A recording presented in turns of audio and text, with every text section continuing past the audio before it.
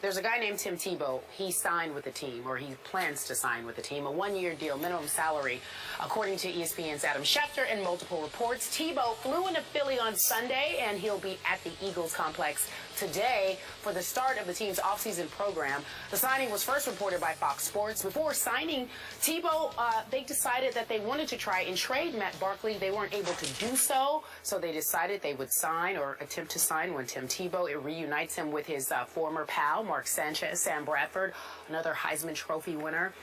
Crowded quarterback roster there, Stephen A. Smith. What are your thoughts? Do you like that the Eagles signed Tim Tebow? Use your dear friend. You know the Eagles. You know them Eagles? inside and out, man. You're the Eagles expert. Is his dear friend. Look at Skip. Look at Skip. You're the Eagles expert. He's such a troublemaker. Come on. Tell us what's going on. Let me say this to you. I find it funny that Tim Tebow makes, he's getting ready to get signed to an NFL team. And they're like, he's throwing a spiral now. He's throwing a spiral. I mean, that's the news. He's throwing a spiral. I mean, it's unbelievable. But with that being said, I'm happy for him. Okay. He's my friend. He is your friend. Okay. I am happy for him. I think, Skip, he has a shot, and here's why. Because we don't know about the health of Sam Bradford, how long he's going to last, and number two, and more importantly, how much belief do we have in a Mark Sanchez or a Matt Barkley? So in light of that reality, can I see Tim Tebow getting thrown up in there and Chip Kelly trying to exercise some kind of read option or whatever, especially when you consider the fact that a Macklin is gone, and Deshaun Jackson is gone, and now LaShawn McCoy is gone, and so none of the running backs that you have are particularly reliable. Like you can't pencil it in. DeMarco Murray is there, so I know he's going to get the ball and what have you. But I'm just saying, could you imagine running a read option with DeMarco Murray? Could work effectively. So all of those things being considered, could Tebow end up doing well for Philadelphia? Could he end up making this roster? Could it end up being something that's beneficial for the team? Absolutely. Absolutely. And I am happy for Tim Tebow. You're not making a case he could be the starting quarterback. No, I'm not. I'm not making that case. Okay. But I am happy for Tim Tebow. Well, first of all, he better not be able to be a starter when there's some question mark as to whether or not he may even make the roster. And you traded Nick Foles for a quarterback that's scheduled to make $13 million this year, and Sam Bradford. He had damn well better be the starting quarterback for the Philadelphia Eagles. But having said all of that, I must acknowledge to you that, again, I'm happy for Tim Tebow. I'm glad he's getting the opportunity. I believe Tim Tebow belongs on an NFL team in an NFL locker room. Just don't tell me he can throw the football. He's throwing a spiral. He's throwing a spiral now. Congratulations. He's throwing a spiral. This is unbelievable. Yeah, go ahead. I am not going to overreact to this. Remember, Tim Tebow has been basically out of football for 2 years, not just a year, for 2 football seasons. And now he's fighting for a third quarterback roster spot with the Philadelphia Eagles, who appear from a distance, as we talked about on the show, to be in a little disarray.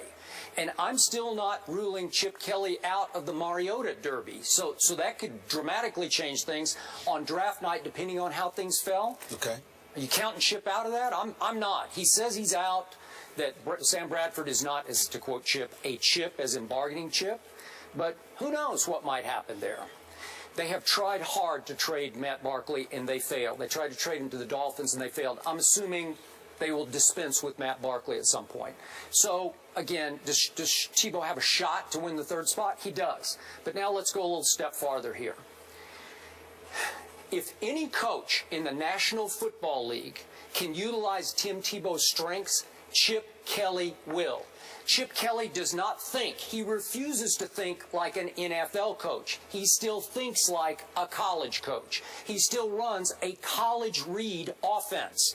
And I'm here to point out that over the last 2 years, what NFL team ran the read option almost twice as much as any other team did? 514 times Chip Kelly called the read option in Philly over the last 2 years. That's 235 more times than Seattle called it for Russell Wilson. Think about that. What does Tim Tebow do by far the best? He runs the read option. He ran it smoothly and extremely effectively in his first series of starts with the Denver Broncos. Even you would agree with that, right? I do agree with that. Because he turned a 1-4 team into the NFL's leading #1 rushing attack. That is correct. You can talk about his throwing or lack thereof all you want. They led the NFL in rushing, and he didn't take over until the 5th game. Well, that's pretty significant, and most of it was done with the read option. One thing Tebow does with the football in his hands, he can do this really well. He can ride and decide. He can make good decisions. He's a smooth, effortless ball handler. Now, whether you talk about throwing or not is a whole other issue. That's the only issue I've ever had. But I was told last night by an NFL insider, guy I really respect, he said, if Tim Tebow can just make the routine throws in this offense, he'll be really good for Chip Kelly. And in the big picture, you step back and you say, well, Sam Bradford, can you really trust his ability to stay healthy? Because I never have. And I watched him all through college, and I told you that before the draft. We agree there. Can you really trust Mark Sanchez's mental toughness when it really counts? No. And I told you the ultimate accident waiting to happen last year wasn't Tony Romo, it was Mark Sanchez. Can you really trust him? I believe Chip Kelly saw enough of Mark Sanchez to know, I don't know if I can win with him, win big with him. Chip Kelly loves the intangibles of Tim Tebow. He loves his ability to run the read option. So will Tim get a shot, just at least a shot here, to win the starting job? I believe he'll let him compete for it. Now, whether he could even make the roster, I don't know yet. We got to see, because now back to your point.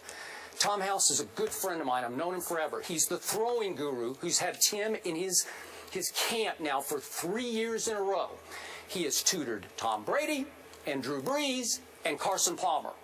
And Tom has told me, and he told Chip Kelly, because Chip spent a lot of time talking to Tom House, in workouts at USC, these are off-season kind of workouts, Tim Tebow throws the heck out of it. He throws it beautifully. It's more than just a spiral. And I know Tom House really well. He does not blow smoke. And he has flat out told me, if you could just see the guy throw, you'd say, that works, because he's got a strong enough arm, and he throws it well. What happened when he went to New England? I thought, and I'm going to be honest about this, harshly honest, Tim Tebow choked at New England.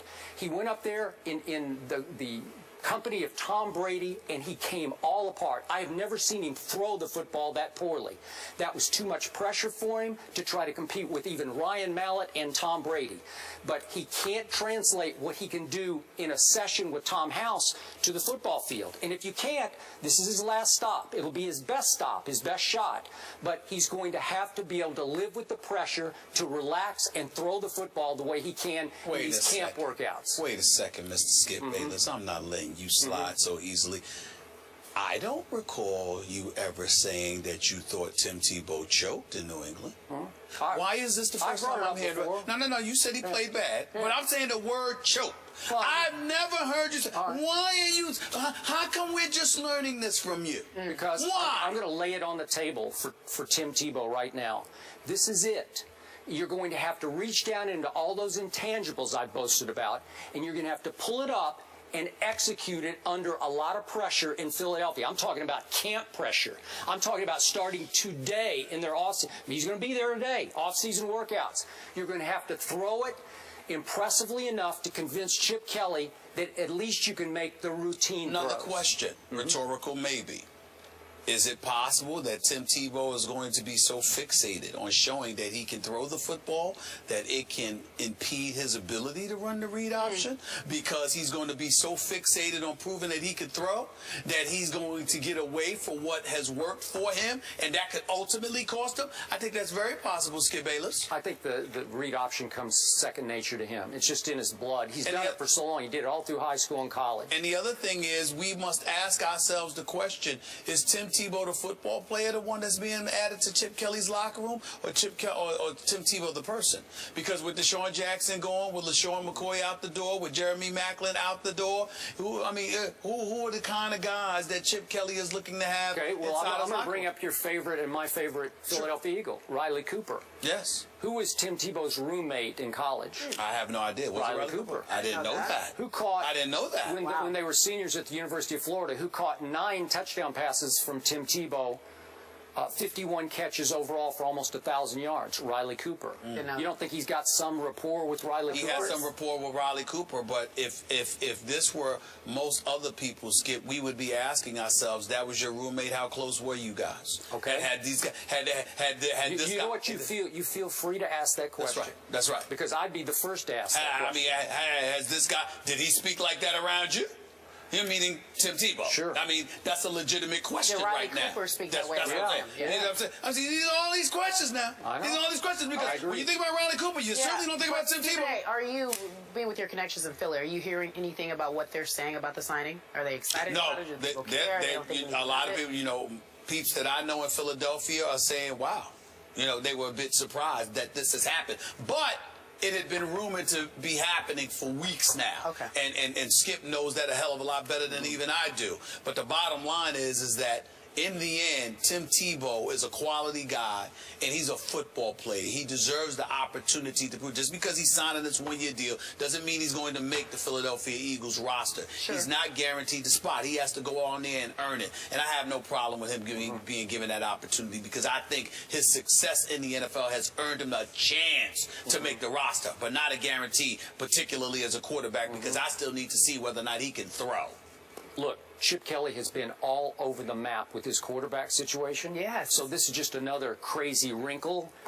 But in the big picture, Stephen A., Chip Kelly, now that he has personnel control of the Eagles, has been on a mission to say, watch this to the National Football League. This is the ultimate watch this. Because I've told you, if I just gave you the figures, if I gave you the statistics of what Tim Tebow did in his first run as still basically a rookie starting quarterback with a bad football team, if I showed you those numbers and you didn't know they were Tim Tebow's numbers, you'd say, gee, he didn't get another shot in the league? Well, Rex Ryan buffaloed him.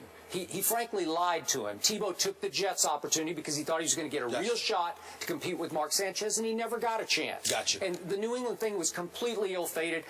Remember, Tebow had been to, what, 5 different quarterback gurus, you know, different instructors. House was the last one that he went to. Well, see, first of all, I'm not into, listen, I don't know House. I'd like to meet him and talk to him someday, but I have nothing but respect for his resume. But don't bring up Carson Palmer, Drew Brees, Tom Brady, and then bring up Tim Tebow, because he didn't have to teach them how to throw. Right. They knew how to throw. Okay, and they knew that. I understand that, but I'm just saying they were there already. Sure. In terms of being passers. Yeah, so no, Tim Tebow ain't even in the same class as those individuals. So I'd have to see it to believe it. That's point number one. But you know what he keeps telling me? And again, he's not a smoke blower. He'd say if he didn't have the name on his back, if I just showed you videotape of this guy throwing alongside those guys, you'd say he throws it just as well as those other guys do. But isn't it fair to say, Skip, that there's a lot of people who have bloviated about Tim Tebow because he's such an incredible guy, that you have people who genuinely find themselves reaching and extending far beyond themselves to praise him because of the kind of person he appears to be.